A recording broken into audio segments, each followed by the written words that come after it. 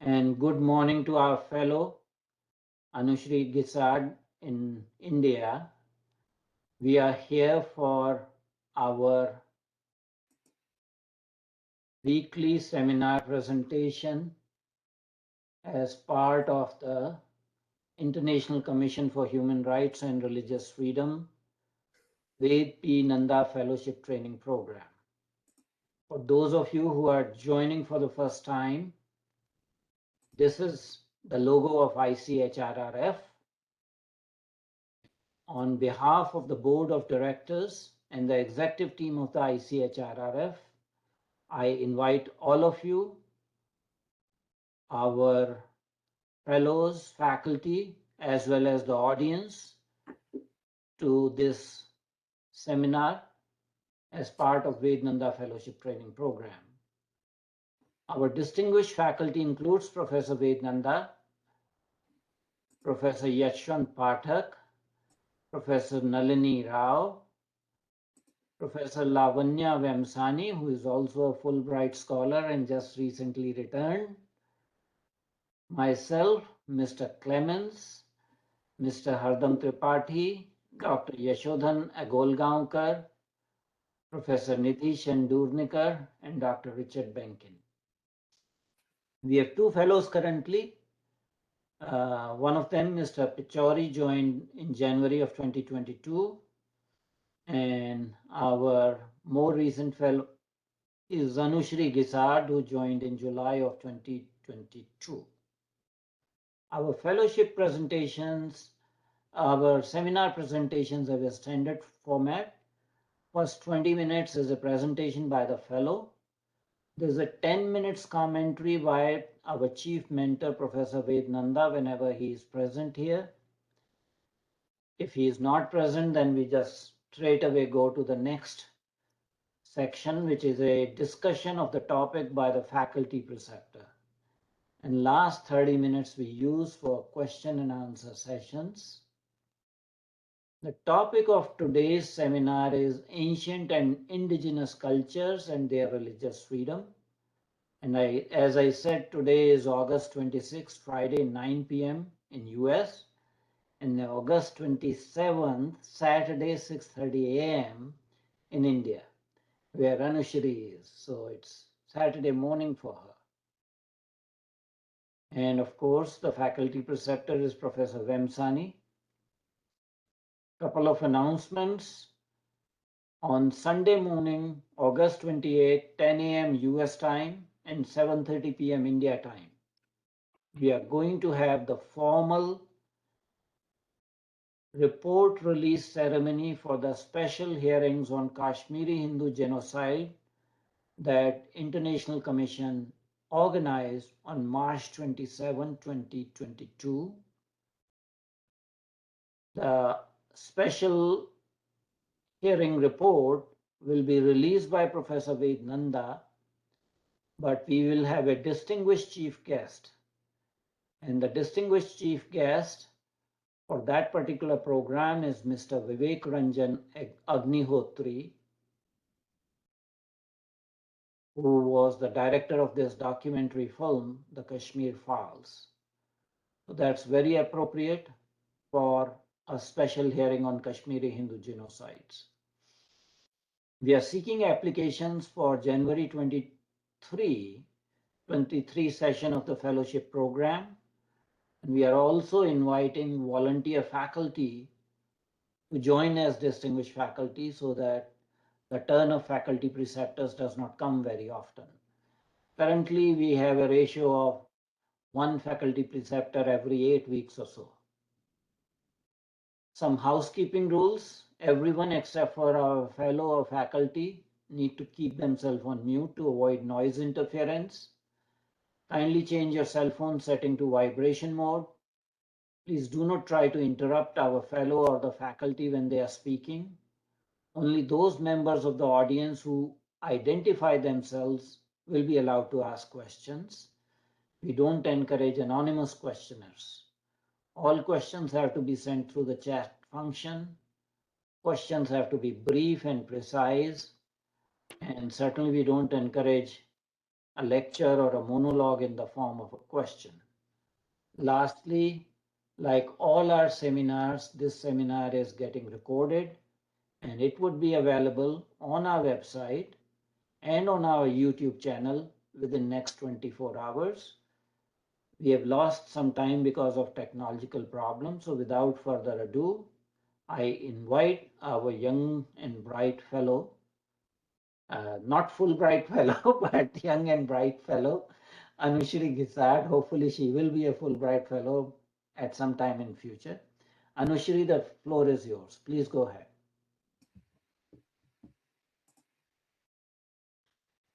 Namaskar Adityanji, Namaskar everyone. Namaskar Professor Lavanya, Namaskar Yashwanji, Namaskar Kalji, Namaskar Ripudamanji.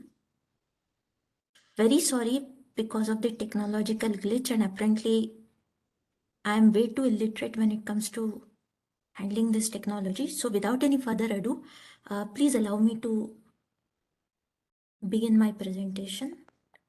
Is the presentation visible now? Yes. Is this how we are going to proceed, Kalji? Or are you going to turn it into PowerPoint format? How does it look right? You mean play the presentation? Is this? Can everyone see the presentation right now? We can see the presentation. Yeah, this is good enough. Yeah, it's fine. Okay, fair enough. So my topic for the day is ancient and indigenous cultures and their religious freedom. So how I propose to go about it is, Kalji, can you please take it to the next slide, if possible? Yes. So I plan to discuss what are the ancient and indigenous cultures. I would try to define religious freedom from two different perspectives, and then we would touch upon ancient traditions in academic and international discourse. We will try to see different examples across the globe, followed by the concluding remarks. Next slide, please. Coming to the geographical spread of ancient and indigenous cultures, as you can see from this map, this is basically a 2012 survey which was conducted by Pew Research Center. It showcases that the most prevalent the most prevalent folk religions, as they call, they are in the Asia Pacific region, which is about 90%. The remaining population are concentrated in Sub-Saharan Africa, which is close to 7%, and the Latin and Caribbean region between 2 to 3%. So overall, they constitute about over 400 million people, which is 6% of the world's population. Next slide, please. So the question is, what are ancient and indigenous cultures? So there are some common features which are shared by most of the ancient and indigenous cultures. Some of them being, these cultures attribute enormous importance to ancestral lands, sacred geography, and local sacred sites. They believe in ancestral worship. Their sacred traditions are transmitted principally by oral and performative means. They believe in mutual interdependence of all beings. Usually they follow animism and nature worship.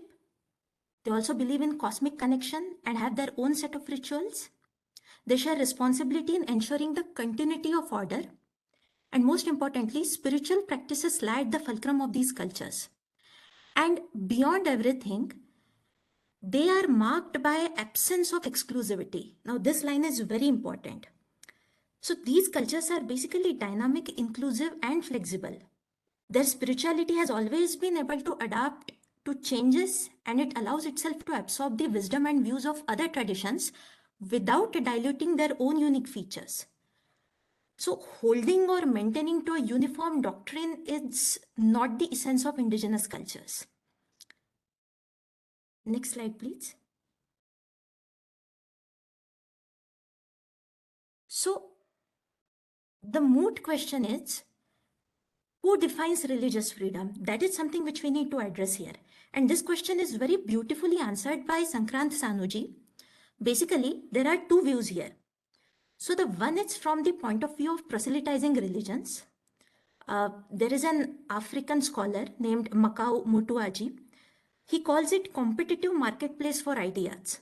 So this one is regarding proselytizing religions. He says that these religions are driven by exclusive truth claim. So their truth claim is the only truth. They see religion as a competitive endeavor, and it is their duty to establish their truth claim over the falsehood of other people. Hence, for them, religious freedom is the freedom to enable marketplace for religion. Coming to the other viewpoint, I am unable to see the slide. Anyway, coming to the other viewpoint, it is diametrically different from the previous one. Now, the ancient and indigenous cultures, they believe that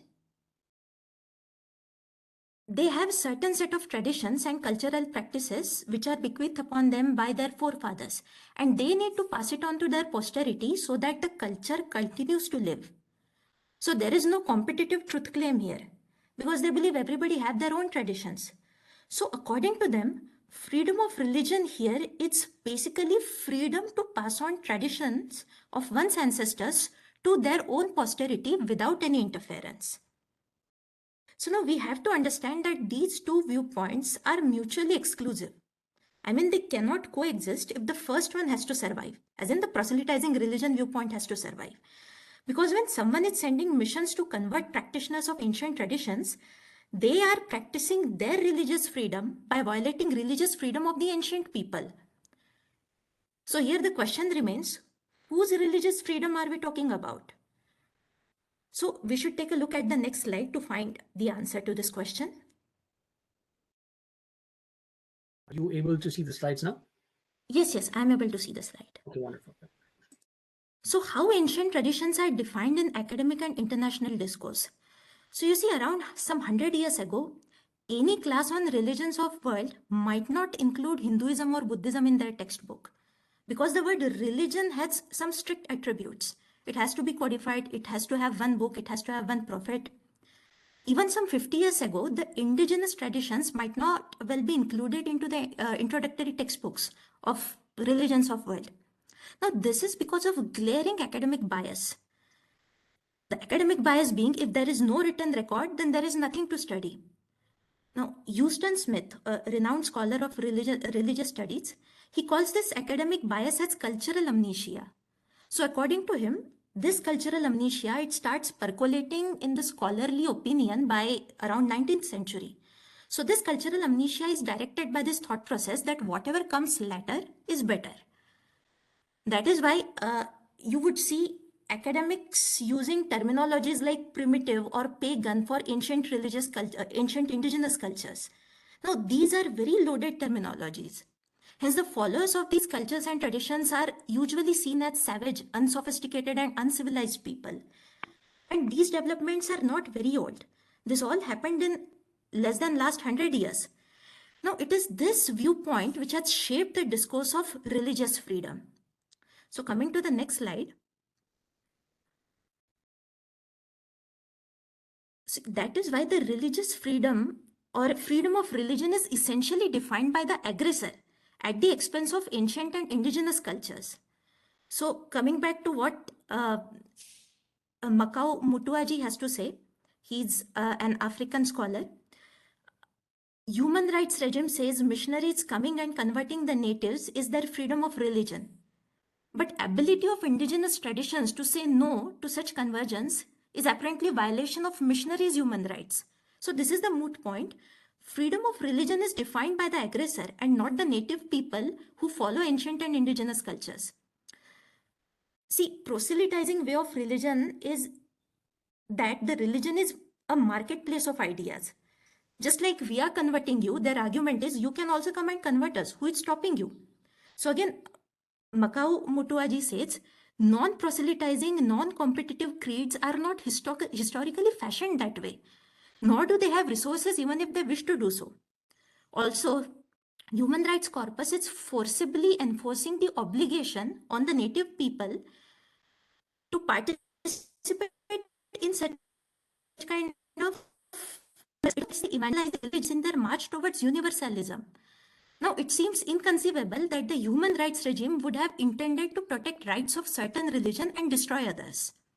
So if you could remember that Pew Research map that we had seen earlier, It also says that the folk and traditional religions are not always offered as response categories in any large-scale demographic survey or health surveys in the regions. So again, this is a proof of international indifference, or maybe preponderance of proselytizing religion, or that of academic bias, which is stemming from cultural amnesia. Coming to the slide 6 now, we will just take a look at certain examples spanning from certain regions. I would like to speak about Hellenism, also called as Dodecathism. Now, this ancient cultural practice is prevalent in Greece, and it extends even beyond that in certain parts of Asia Minor, Italy, and Western Mediterranean region. I'm just going to throw some light as to how, as per my understanding, the local tradition and the ancient culture was in a way diluted or destroyed in some cases. So the tactic which is used here is by attacking popular local traditions. There is something called as Project Thessalonica. So Project Thessalonica is basically a very covert effort of converting locals to Christianity. Within that Project Thessalonica, it says that you have to attack the pillars of local traditions to wipe out their traction among masses. Now, this Project Thessalonica comes from the ancient Greece city of Thessaloniki. I'll just give you one example as to how they attack popular local traditions. So when Christianity was being imposed upon Hellenistic tradition of Greece, ancient Olympic games that used to happen at that time, they used to pay respect to ancient Greek gods, the Hellenistic gods. Now, this was considered as a threat to Christianity because this tradition apparently strengthened faith, it popularized it, and it connected people to it. That is why this deity worship in the game was also a problem to church. So ultimately, Hellenistic deity worship was banned from Olympics, that time of Olympics. Coming to current status, today around 98% of population of Greece profess to be Christian Orthodox. There are some groups in Greece which are trying to revive Hellenistic traditions. Apparently, they fall among this less than 2% population. Now, in 2007, one of such groups, it held a 90-minute ceremony at Temple of Olympian Zeus in Athens. Now, this was despite government ban on it. And this is 2007 that we are talking about. Just to shed some light on the tactics part that I'm going to speak about, we will find many such tactics which are used to embolden proselytizing efforts. So for example, in India, when it comes to Sabrimala Mandir, women's right issue was used as a tactic. The Joshua project, which is implemented in different parts of South Asia, actually which studies the local traditions and cultures in its utmost detail, it basically identified that the indigenous traditions are preserved and passed on by women. So we need to create an environment that castigates their tradition as anti-feminist, something which is not in line with modern times. So that is how women's right card was used. That was just a tactic. Another tactic in certain cases is using animal rights, say for example to malign Jallikattu.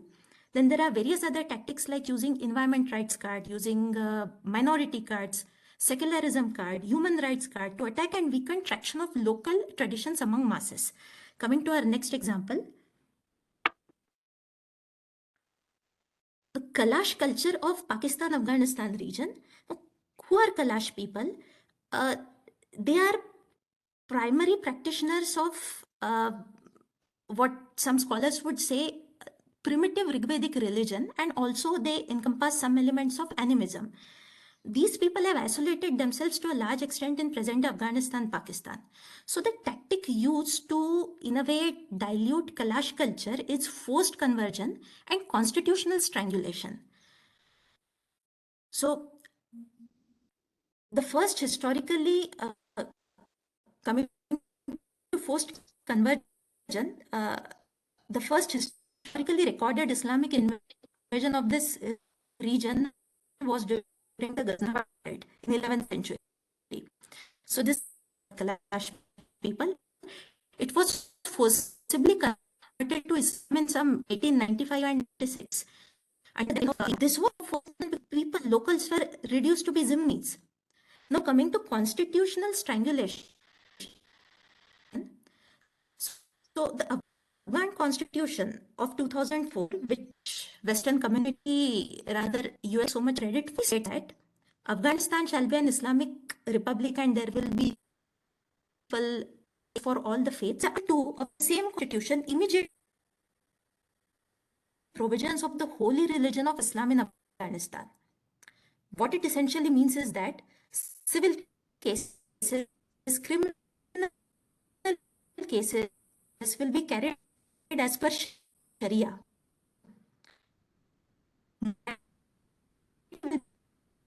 Seen through the and not through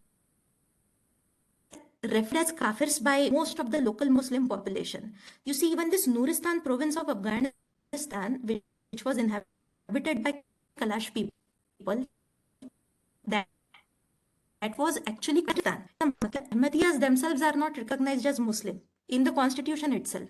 So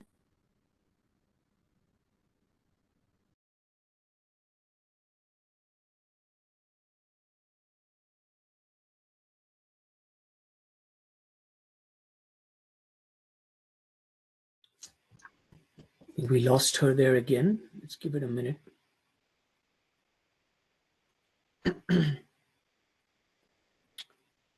Anushri, if you can hear us, we have lost you.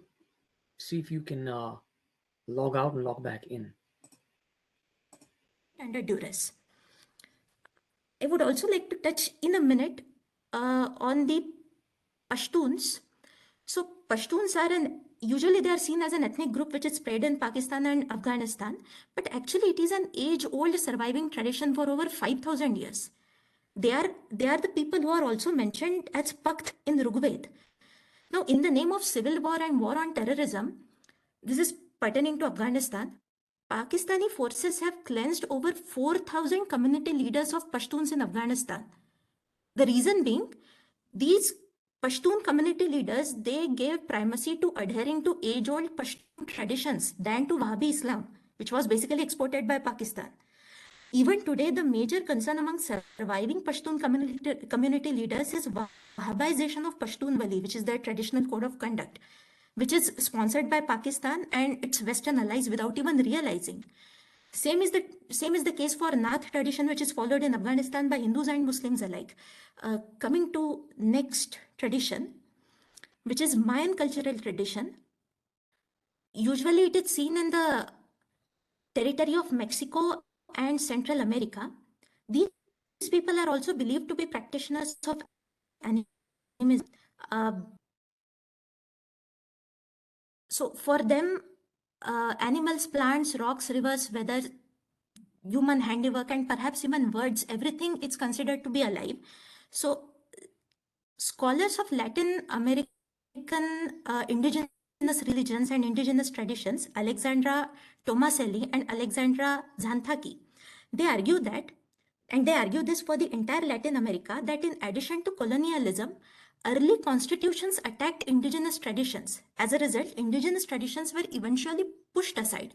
So the tactic used here is civilizing indigenous people and corrective education method. How that has been operationalized? See how civilizing people approach came into play. So the Constitution of Mexico in 1843 was influenced by Christian colonizers. Constitution thus adopted a conservative approach which was driven by religion. And that is why it prohibited most of the indigenous worship. And at the same time, missionaries, especially the Jesuits, they kept on promoting assimilation of indigenous people and their cultures by targeting children. Now, this is where corrective education method tactic is coming into picture. This was done by establishing education institutions in order to form new Christian people at a very early age. Same is the case with the rest of the Latin American countries. I'll not, in the interest of time, I'll just move ahead. As for the current status of Mayan people, they have not actually vanished. Around 6 million of them still exist and in the same area as that of their ancestors. Last part of such example is Yoruba culture. The Yoruba culture is located in Nigeria. Yorubas, they are believed to have a very robust cosmology. They follow animism, and they also believe in the concept of destiny. So there are specific local terms for all these phenomena, and I believe English translation might not be able to capture its essence. Again, the moot point, ultimately merging the self with it. And furthermore, thoughts and actions of each person are so interacting with all other.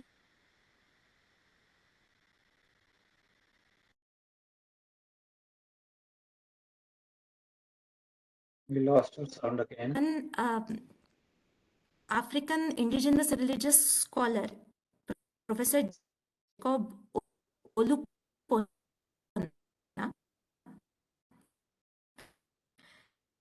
he has argued that this is an African indigenous religion. So there is something called as these Yoruba tradition, which most of the practitioners of Yoruba tradition have come up with. Chrislam, it refers to assembling Christian religious as part of Nigeria. They are working from both ends and up with a common neutral ground. But again, more important of all, exclusive-minded type of Christianity and Islam do not approve of this Chrislam. Rather, they see it as violation of the integrity of Christian and Muslim principles. Coming to the next slide. This is second last slide. There are other notable ancient traditions. Some of them are enlisted here, like bone tradition of Tibet, ancient Egyptian culture, Taoism in China, then Aham tradition of Northeast India, and many more. Coming to the very last slide. So there is essentially need to see the concept of religious freedom through the lens of indigenous and ancient cultural traditions. Because their spirituality simply acknowledges that beliefs and practices of indigenous people, they touch and inform every facet of human life. And therefore, these indigenous cultures and traditions cannot be separated from people's mundane lives and activities. And there is need to acknowledge the fact that aggression against ancient traditions is a reality, and this aggression is existing in all parts of the world. It is being financed in a very systematic way. There is strategy which is being laid out, and most of the people, the indigenous traditions, a strategy which is being played out. Also, there is asymmetry of resources, asymmetry of power structure. So even if these indigenous traditions have to fight this kind of conversion efforts, proselytizing efforts, they are not supported with resources. And also for the proselytizing religions, there is tacit support from establishment, political establishment, media establishment. We also need to acknowledge that the world isn't yet fully decolonized. Physically, it might be decolonized, but there are local institutions, local levers, which are facilitating destruction of indigenous cultures, maybe knowingly or unknowingly. So, such kind of domestic institutional levers, they create challenges for the implementation of United States Declaration of Religious Rights of Indigenous People. There are also perils which are associated with Western universalism, because it tries to weave the entire world into one monolithic order, again based on idea of an exclusivity of truth. So educating children about material and spiritual loss of humankind, if these traditions are lost, should be given utmost importance. And if this happens, then possibly the indigenous activism and revival movement will gain more and more traction. I'm going to end it here. Thank you so much for your patient hearing, and I really hope that I was able to communicate without any hassle all through the presentation. Thank you so much, Kalji, for sharing the presentation. Thank you so much. Dhanyavad everyone for bearing with me. Thank you, Anushri. Excellent presentation. Very succinct. You hit all the right buttons. You nailed the hammer on their head. So very pleased with this presentation. Dhanyavad. Now we have a tradition that Professor Nanda speaks after the fellow's presentation, and Professor Nanda is not here. So I'll request Professor Pathak to speak in place of Professor Nanda. Professor Pathak ji. Actually, I am waiting for Dr. Lavanya Vamsani ji to give her comments, because, she has done a lot of work in this area. So may I if you allow me, I will request Dr. Vemsani to go ahead and give her comment and take all my time also. That's fine with me.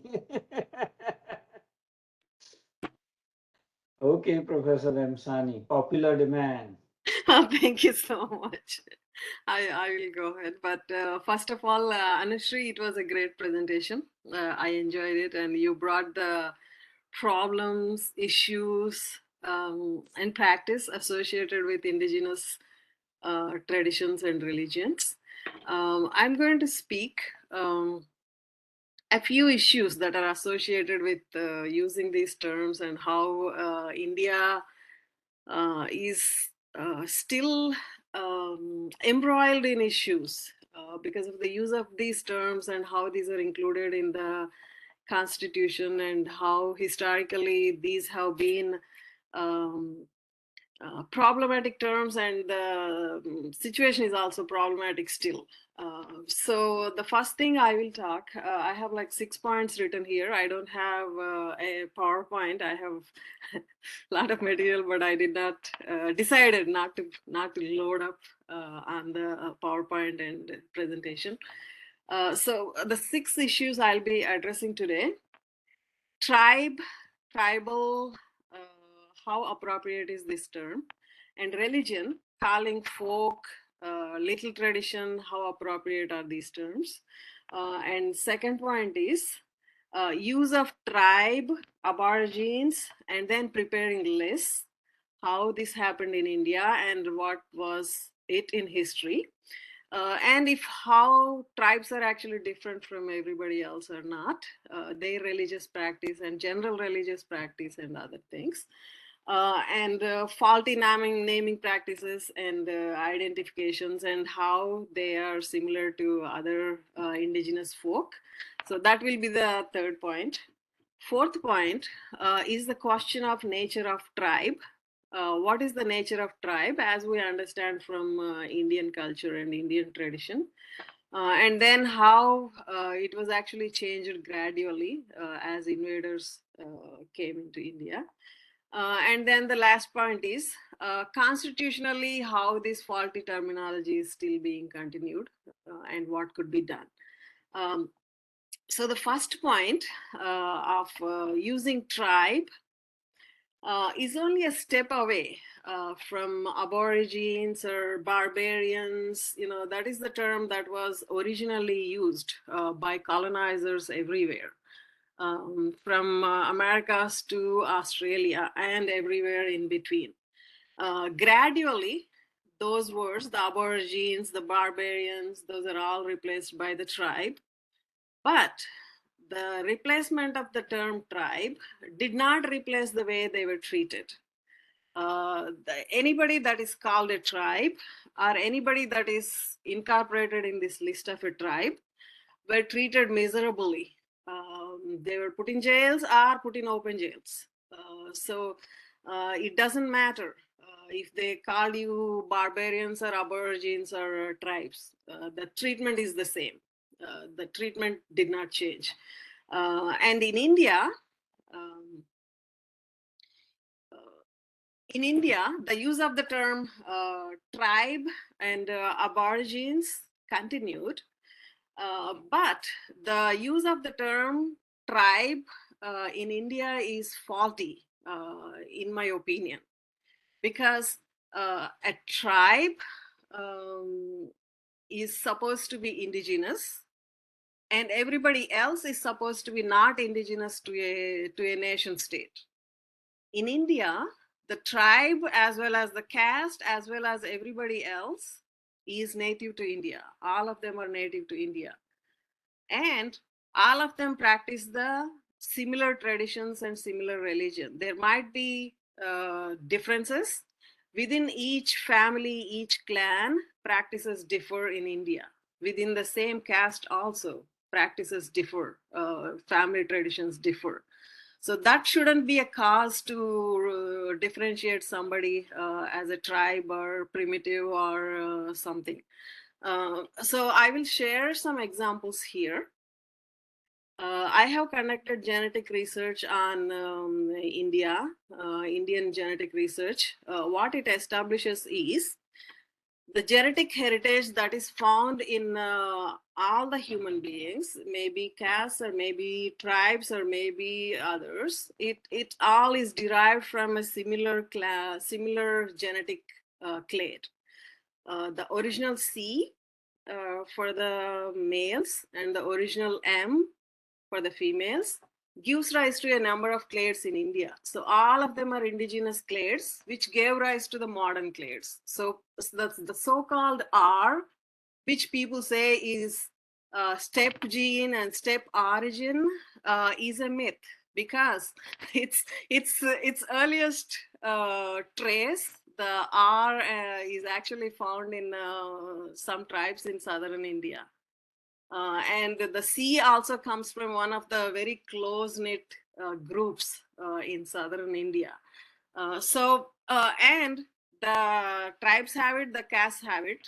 Now the people are bringing forward, the theories of, oh, they have 40% R, and these people have 30% R, which means, they are invaders. So doesn't matter. The percentages don't matter. The percentages could have happened due to many reasons, due to changes like bottleneck.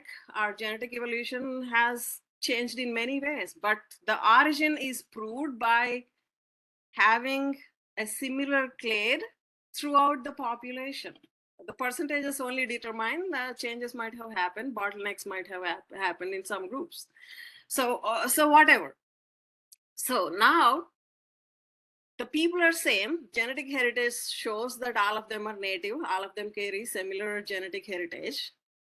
So the point of calling some as tribe, some as clan, some as tribe is not really tenable in the modern sense.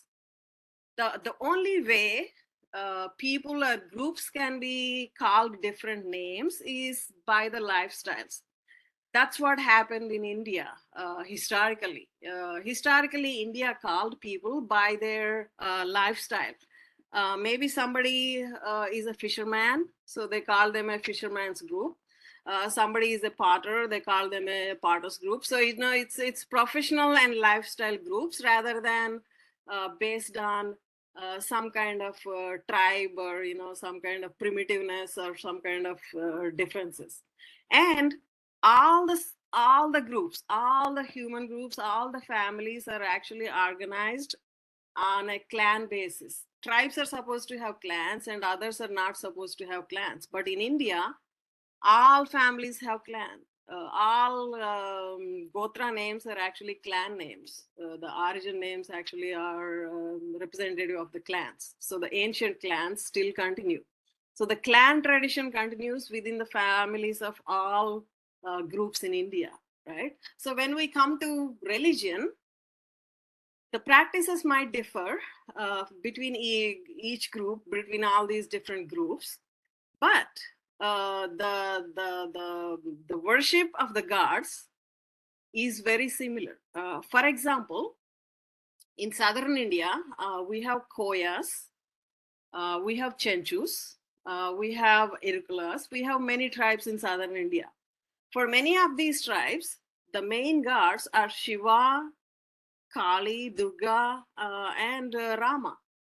Rama is the main god. Actually, Rama and Sita, the temple in Bhadrachalam is actually built by the tribe of the region, the Koyas of the region. The Koyas are called a tribe. They were restricted in their movements. They were discriminated by the British when they started ruling. And Koyas also built Narasimha temple in Koil Kuntla, which was actually destroyed by Aurangzeb's army. And then the Koyas were actually chased out and they were attacked. So the culture actually changed for over 1,000 years. From 13th century onwards, the culture actually changed because they were made to leave their temples, made to leave their forts, made to leave many of the places they lived originally. they differed, but still they worship very similar gods. They still say their origin is from Shiva. The Chenchus actually say that their origin is from Shiva. And the Chenchus also have a story of, being related to Narasimha. The god Narasimha temples are actually protected by Chenchus in Ahobilam and in many places. And in Simhachalam, the Narasimha temple is actually, in that area we have gods. So considering tribes as something different and others as something different, and dividing their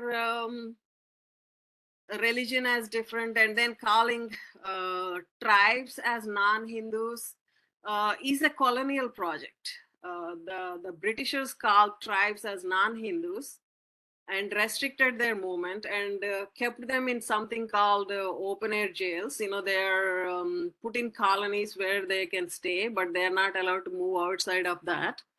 And some of the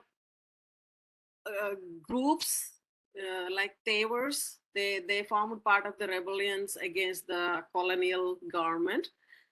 They're also called tribes. They call them criminal tribes, and also kept them in prisons, kept them in these open air places where they cannot leave, they cannot go out or do anything. So the British project functioned in two ways.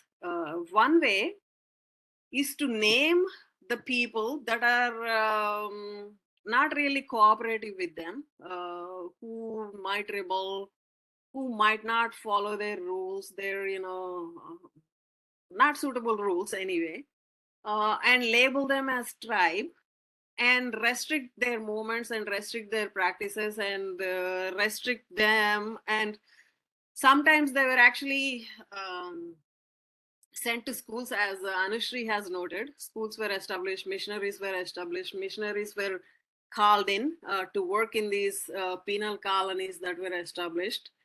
They were, most of the people that were put in these penal colonies were abused, made to work long hours, then made to listen to these Bible presentations, then hit. They were hit by, So anyway, the life is described in detail in the research that was conducted by many people. I don't have to go through it. But our question is it still appropriate? When India became independent, India should have conducted its own research, its own prepared its own lists. Many of the tribes that are added to the list are by the British are still part of the list. They're not tribes. For example, Rajasthani tribes, Minas, and many of them, they are not tribes. And in southern India also, many of them are not really tribes. So the tribe in Indian sense, professional groups and different groups are noted differently. But the Indian Traditional Sociological Survey has never been done. So we are still following British Sociological Survey, British categorical terms, British system of caste that was introduced.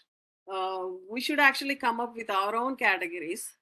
We have our own categories of organizing people and understanding people, and and our categorization classification is based on lifestyle, not on wealth, or not on practices. So that is much more comprehensive, much more suitable for India, I think. So the categorization itself is faulty. The understanding of the term tribe itself is faulty in India. So the policies, how can the policies be helpful to the tribes that are in India, right? they're treated as, the way they're categorized as a tribe, and their languages are listed as tribe. And it keeps them as, folk tradition and primitive traditions. How are they primitive traditions? They are part of Hindu tradition, but a little bit different, but part of Hindu tradition. How can one lifestyle be called primitive, one lifestyle be called religion? So the categories itself are not right. The list itself is faulty. The name itself is not right. So probably India needs to conduct larger sociological surveys or something to come up with new terminology. I would rather prefer Vanavasi, the forest dwellers, which is mentioned in the Vedas, which is mentioned in the classical texts of Mahabharata and Ramayana, to include the groups that still practice foraging and using forest produce, rather than calling them as tribes. Chenchus and Khons, all these tribes actually have preserved lots of traditional Ayurvedic and traditional medicinal and how to collect all these things. Very traditional knowledge. By calling them primitive, by separating them from the mainstream society, the British have actually affected Indian society, Indian culture in a negative way. This has to be redressed. The naming and the terminology has to be changed, and the list also has to be changed again. So with this, I will stop here. If there are any questions, please let me know. Thank you, Professor Vemsani. That was a very excellent original discussion of this problem. And basically, the tentacles of colonization manifesting in the modern era by continued colonial practices. You see, Victor's right, always the history, and we use the same terminology. Having said that, it looks like that there is reawakening in almost every part of the world, and it is universal. You are seeing a renaissance of indigenous cultures and traditions, whether that is in Latin America, renewed interest in Mayan culture, whether it is in Greece, in Hellenic culture, whether it is in Lithuania, in Romuva culture. So pretty much it does not matter which part of the globe you are, there is rekindled interest in ancient traditions. Even in the so-called West, there's renewed interest in, one may call derogatory word, pagan traditions. So there is a renewed interest in pagan traditions in the West, including United States. But before we invite questions, I'm still interested in Professor Pathak's comments because he has quite extensive international experience in this area. So, Pathakji, we are very eager to hear your comments. It has been a problem for almost from the 4th century onwards. And we have seen that happening around the world in many countries. And it is very interesting to observe that in last probably few decades, all over the world, there is a revival of the indigenous traditions. We rarely use the word indigenous tradition because most of the people and every country had its own people. They were there indigenous right from the beginning.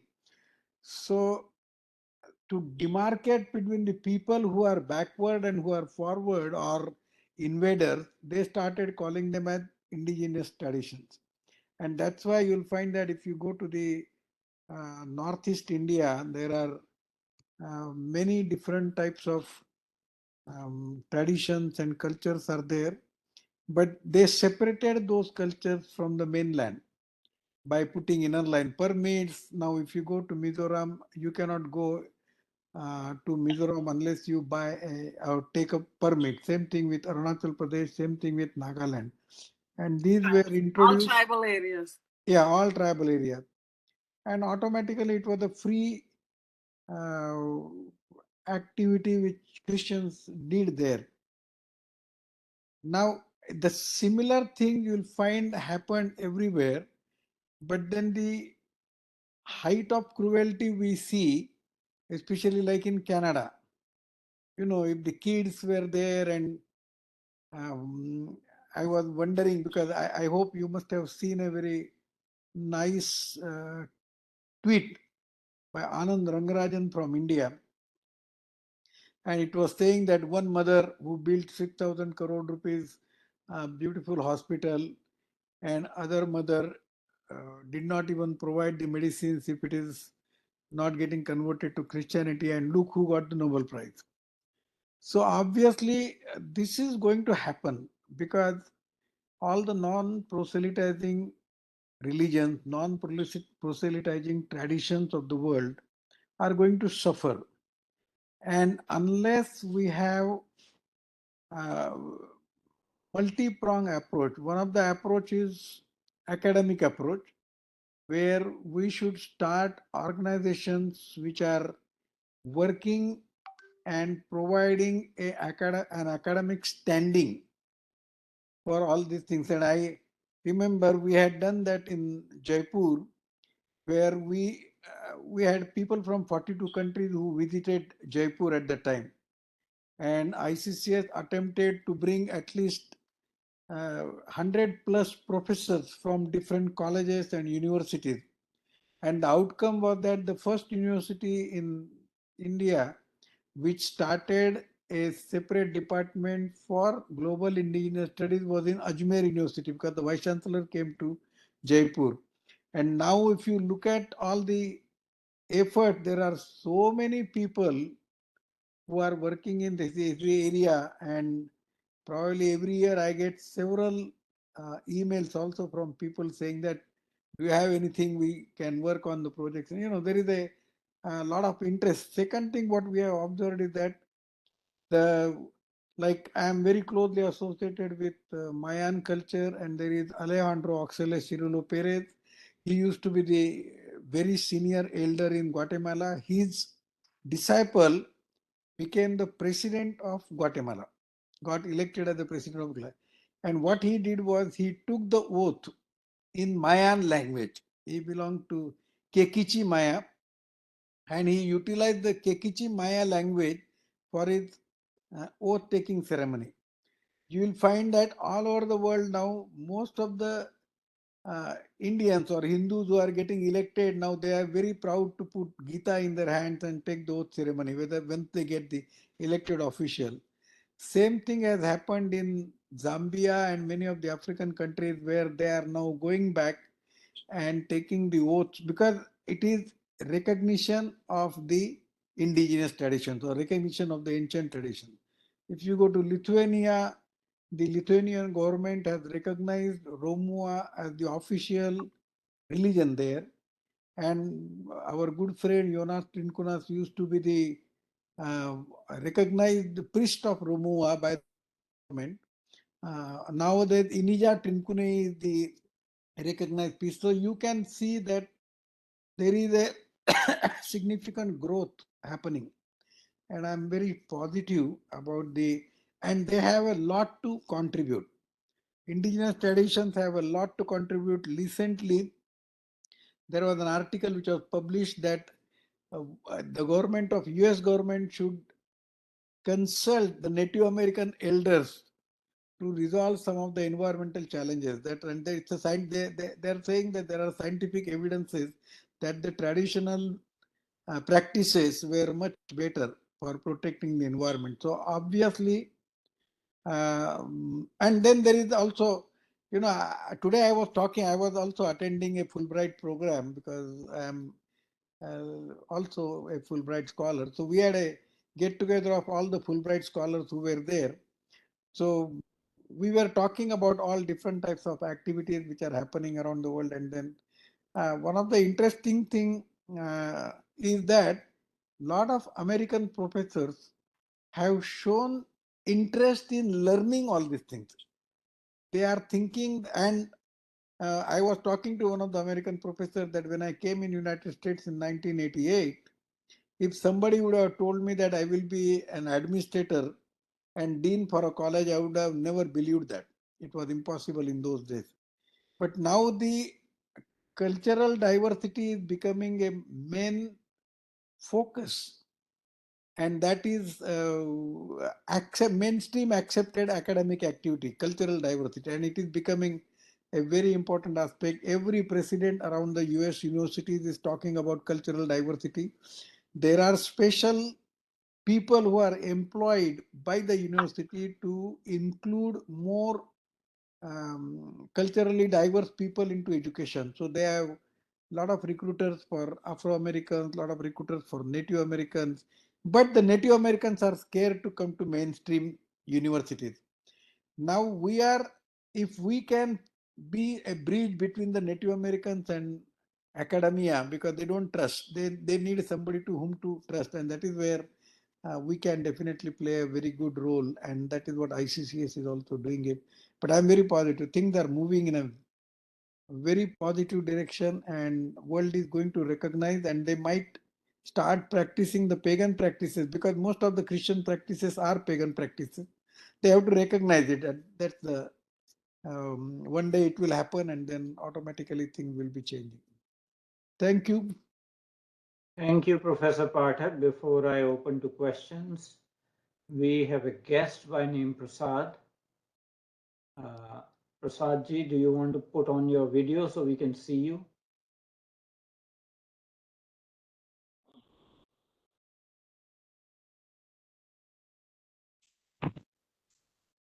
Still can't Namaste see ji. you.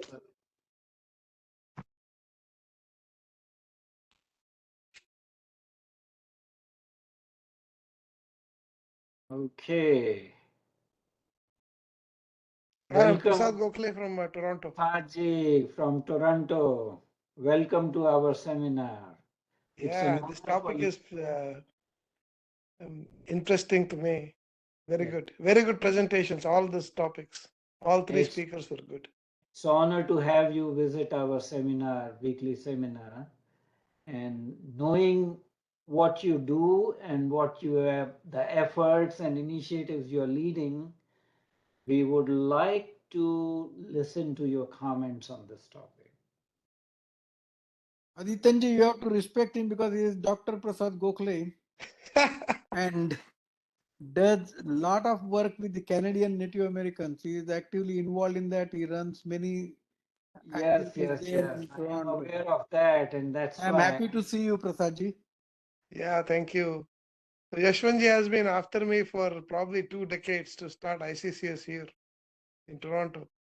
And he doesn't visit us anymore, so we are kind of unhappy. He used to visit Toronto when he was in Rochester, but now he's gone to Florida, become a dean, and he forgot about us. So, Start the chapter. no, we have something called Indic studies here, similar, but it's a little more of a broader scope than just Native Indian studies, right? So we do host webinars and all that. So no, it's very good. This topic is very interesting, and we have reached out to professors here at the University of Alberta and University of Toronto already. In the past year, we have had a couple of speakers on our forum, and we have been asking them to contribute a little bit more other than academia. There is some cultural centers in Toronto which Native Indians run or they own really, but we are saying that start classes for students free of cost. Of course, the government will support them, and also classes means even regular academic classes. So students start coming because there is a bigger problem of family values and also personal issues, too many of them. So the native population is shrinking year over year, year over year. And one of the comments we know that, it's also, they have been mentally disturbed in the past 60, 70 years with the residential school problems and so on. And so they are kind of a fragmented society, unfortunately.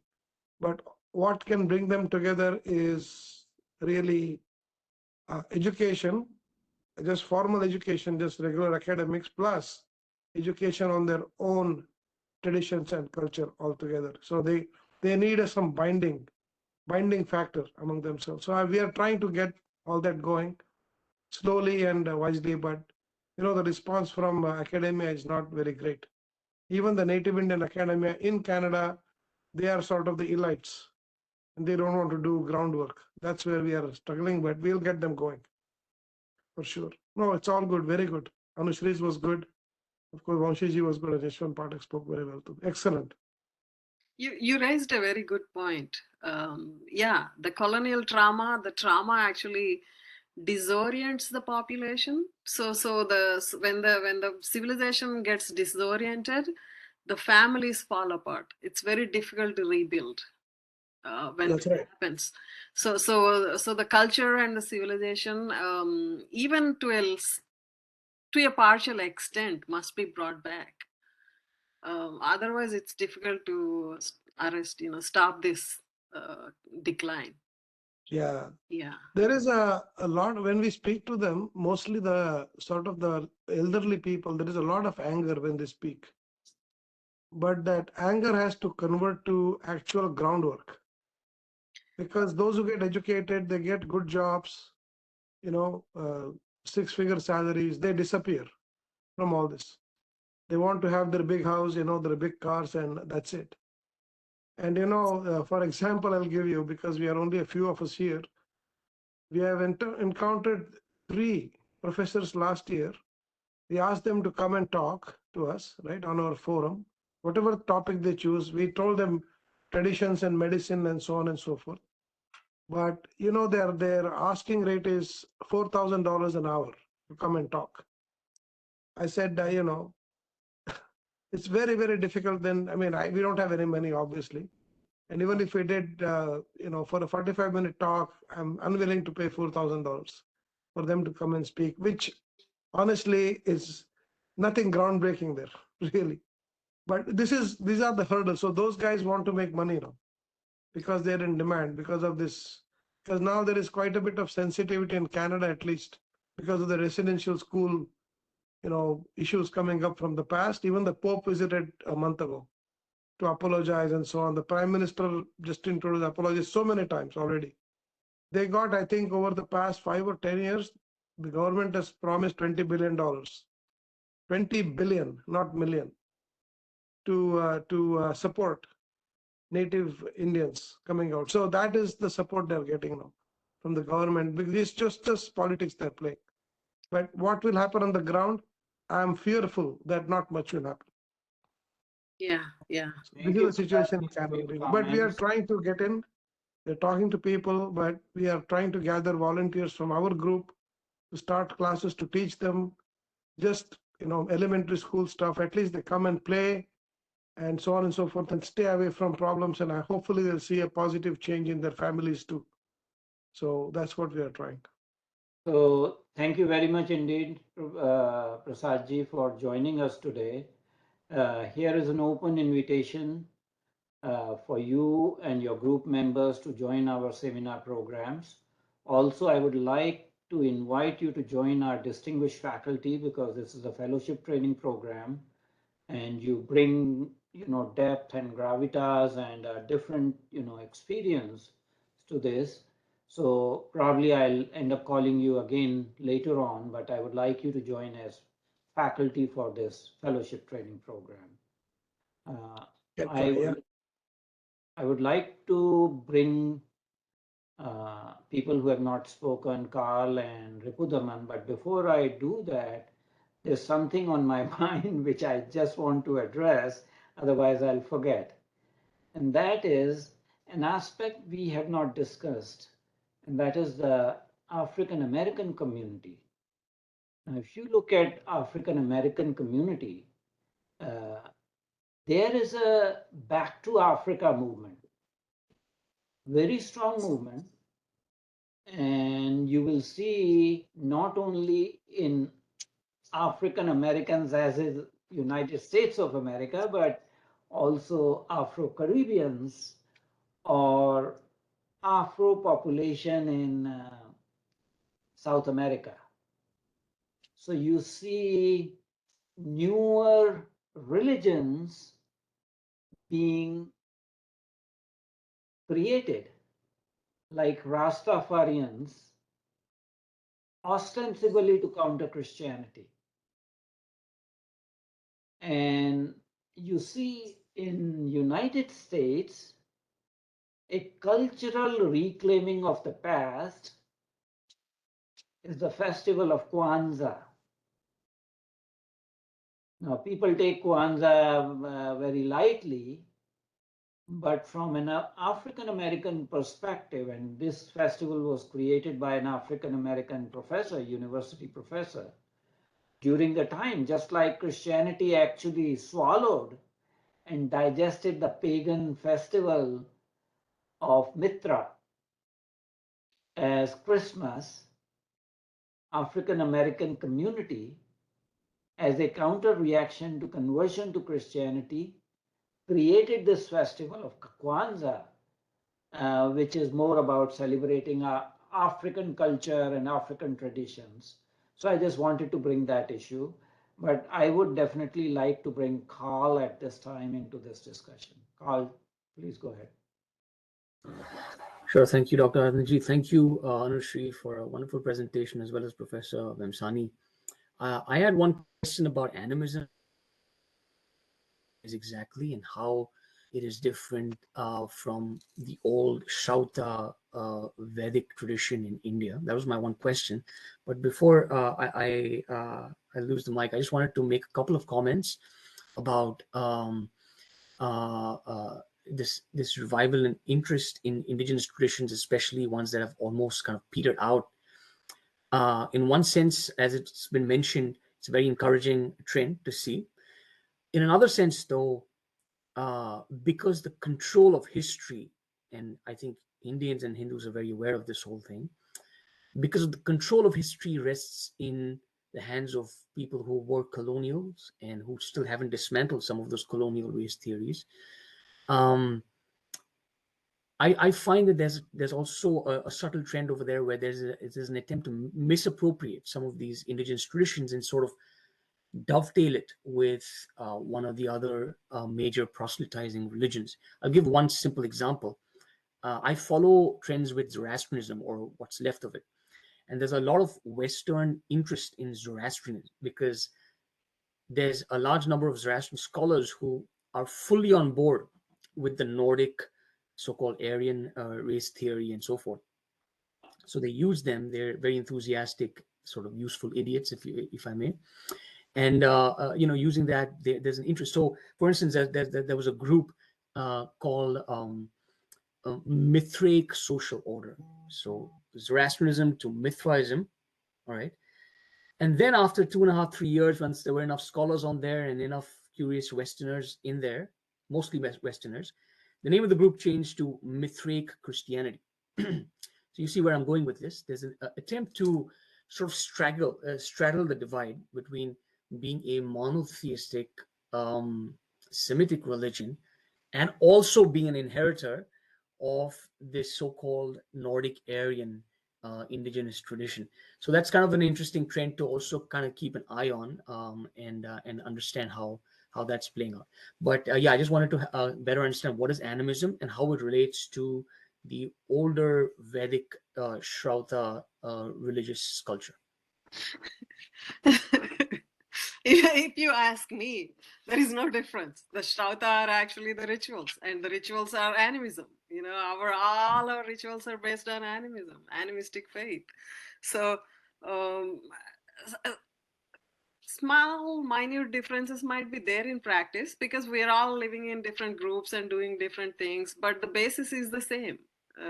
We all worshipped in a similar way with very similar rituals. So saying tribes are animistic and calling them primitive, in the case of India is, Yeah. So like in India or Bangladesh, they say that these are Hindus, Buddhists, Muslims, and then these are animist tribes. That doesn't really make any sense, does it? doesn't really make sense. And British did this because it's a colonial project. They called them animistic faiths and called them tribes, and then separated them, kept them in kind of open air jails. They can't leave that place, and we can't go. We can't go to meet them. The only people that could meet are missionaries and British administrators. So we know what happened. We know how they were converted, how they were beaten down. Their soul was beaten down purposefully, and their languages were discontinued.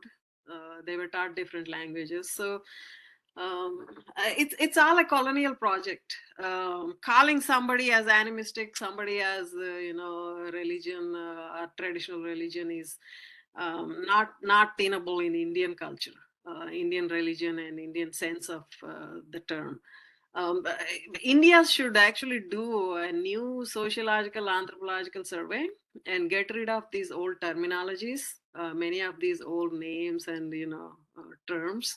They're not suitable for Indian culture. Of course, they did the same.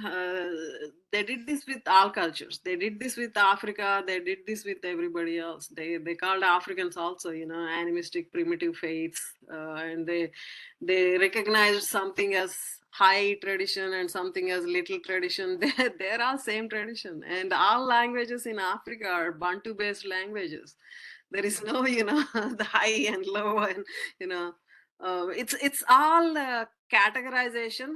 The British administration, the colonial administration, anywhere they went, the primary purpose is to colonize and colonize the natives and change them completely, to make them forget their roots. So they categorized them, classified them, and they actually separated the groups, smaller groups, because smaller groups do not have large resources to fight. For example, if if they want to put Punjab in an open air jail, there would be a big rebellion. But if they put Ahoms in an open air jail, the rebellion would be smaller. Or not Ahoms, sorry, the tribes that they call the animistic tribes in Northeast, Manipur, Nagpur, Nagaland, yeah. So they did not really separate all the tribes equally. They separated them into smaller groups. The Nagaland is separated into different smaller groups and then kept separately to colonize and to make them forget their language, to make them forget their culture, and to isolate them so that nobody else met them. Only the colonialists met them and changed their mind. So they did that, not just in India. They did that in Africa also. Thank you, Professor Vemsani. Dr. Prasad Gokhale has raised his hand. So just one Dr. quick Gokhale. addition to what Lavandaji was saying, just the same observation in Canada, right? So the residential schools, they literally pull 2 and 3-year-old kids from their families and isolated them in these schools. The idea was they wouldn't go back home. The parents couldn't meet them. Sometimes the parents didn't even know where they took their kids. And they forced them in the school. Those who rebelled were killed. The little kids, I mean, they were a little older, sometimes 10, 12-year-olds. But the idea was they keep the one generation out of their homes. They lose everything. They change their name. They change their clothes. They even didn't want them to speak their native languages. So exactly, and this was a little harsh, but they just took them away. And 25 years, their experiment was 25 to 30 years. This next generation will be completely cut off from their roots. Nothing left, except like 2, 3-year-olds. They have very little memory. So that's how young they took them. Exactly the same model, but India didn't work as properly as here, but Canada it did work. So that's the exact model they applied here. I need to invite first Ripudaman. He has been waiting very patiently. I really want to give floor to everyone. Ripudaman, go ahead, please. And then Anushri. Yeah, thank you, Adityanji. Yeah, I was listening all these expert comments from all the many people. Um, yeah, one thing is, as we missed some of the things that we didn't speak about. Many of apart from the last part of this discussion, we didn't talk about many other cultures in other part of the world. Focus mainly on the Indian tribal issues and the conspiracies and all. So I that think was point is valid. We should be discussing internationally rather than just geography specific. yeah. So So that your is point one is very well observation. taken. Yeah. Point is very well taken. I'm going to invite Anushri. She put a question in the chat function also, and she's here. Please go ahead and ask your question, Anushri. Dhanyavad Adityanji. So Adityanji, I actually had a comment to offer to Kalji's question. Go If ahead. Go ahead. Please go it is ahead. allowed. Okay, so this is pertaining to this Christian inculturation of Zoroastrian traditions, and this is something that I have observed in Afghanistan. So in last around 130 or 140 odd years, so basically Afghan society is largely divided as Pashtuns versus non-Pashtuns, and within non-Pashtuns you have Tajiks, Uzbeks, Hazarats, and usually non-Pashtuns, saving for Hazarats, they usually try to identify themselves as these Persian-speaking people, and they usually derive their pride from, or they usually derive the basis of their existence from pre-Islamic Zoroastrian tradition. Now, what has happened in last around 130 or 140 odd years is that there has been a very systematic attempt, and what I am saying is basically corroborated by many Afghan scholars of Pashtun and non-Pashtun origin alike, that there has been systematic efforts to somehow create a monolithic structure of Zoroastrianism by very systematically infuse some elements of Semitic religion into it, and then uh, making it appear as if some kind of very organic way of life, and that has in a way further created schism within the Pashtuns and non-Pashtuns, and it has very grave implications for the stability of what we call Afghanistan today. That is because by and large Pashtun traditions earlier used to see non-Pashtuns as a different tribe and different people, but yet somehow a tribe which has emerged from Caucasus region and which has by and large similar cultural connotations.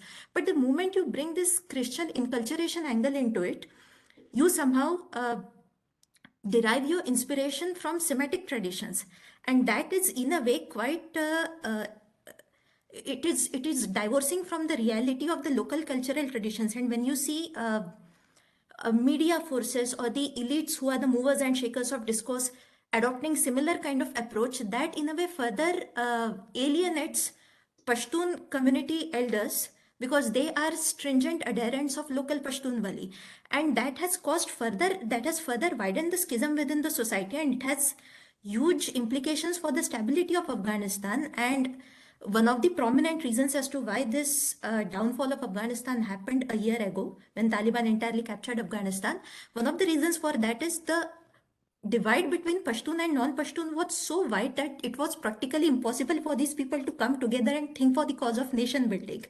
And somehow the Christianization of Zoroastrianism and then pushing it as a narrative has to some extent something to do to contribute into it. This is what I had to add to it. Just to add to that, apart from Christianization, there's also been an Islamization. Like the place of Rustam being buried became the place where Ali is supposed to be. I think Right, those, right. As well. Those Right, comments are but again, sorry, okay. those comments are very valid. We are actually coming to the end of our time. We are left with only 5 minutes. So a couple of observations. What Dr. Gokhale was talking about, Canadian First Nations children or native populations children, what was done to them. The same thing was done to Maori people and their children in New Zealand. And children of so-called aborigines in Australia. It was the same thing. Children were kidnapped, put in boarding schools, and the idea was to, create a generation which is so different from the parental generation that they could not identify. And that has led to a lot of mental health problems in both Maori as well as in an Aborigine population. Alcoholism is very rampant in those two communities. And, behavioral problems, arrests, incarcerations. So we find this kind of universal, this thing, that the attempt of colonial powers was to damage, destroy the ancient traditions and supplement with those with Christianity or whatever imperialistic cult they were following. And that could include even, Islam, but not so much of Judaism. All branches of Christianity did that, to further their cause at the altar of destruction of the ancient traditions. And that has been the kind of global phenomenon, not particularly confined to one geographic region. You see, case study after case study where the same has been done. So it has been very important and educational seminar, and I'm pretty sure it will serve as a resource material for future, the recording of this particular seminar. I invite all the people to our Sundays program. We are having a formal report release ceremony on Kashmiri Hindu genocide, special hearings conducted by the ICHRRF on May 27th. The time schedule is 10 a.m. Eastern Daytime and 7:30 p.m. India time. Professor Vednanda will formally release the report. Our chief guest is going to be Mr. Vivek Ranjan Agnihotri, the director of the documentary movie Kashmir Files. So I invite all of you, invite your friends to come and join that particular report releasing ceremony, give support to us. And till that time, thank you very much indeed to both our fellow as well as faculty, Anushri, as well as Professor Vemsani, were very, very academic, detailed discussion, which was right to the point. You go to the heart of the problem and ensuing discussion. And I'm very, very deeply honored that Dr. Prasad Gokhale joined this. And I'm going to actually beg him to join our faculty for this fellowship training program because he brings a very, very solid actually experience running a group on Indic studies and all that sort of thing. So thank you very much indeed and namaskar. We are going to take leave now. Thank you. Namaste. Namaskar. Namaskar, everyone.